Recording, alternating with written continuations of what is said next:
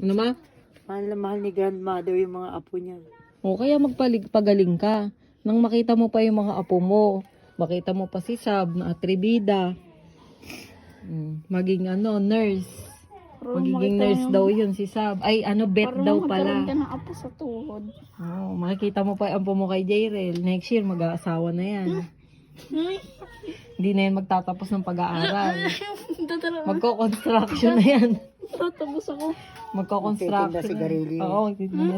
Magtatawag, market! Magaganon yun para maipagata siya sa anak niya. Ay, hindi mo mag-aasawa. Tapos pagdating sa bahay, walang ulam. Putang inang buhay.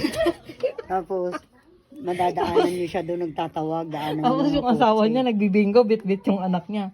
Kaya ako nagbibingo kasi walang bigas. Para makita mo pa yung apo mo sa tuhod. Tapos yung apo ni Lola sa talambakan, no? Lola abot pa yung 100. Kaya ikaw magpaano ka para pag 100 ni Lola ikaw, ilang taong ka na nun? Hindi ako abutin ng ganun.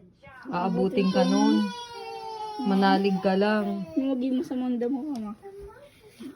Oh, masamanda mo nga yan. Kontrabida yan dun sa duklap eh. Oo.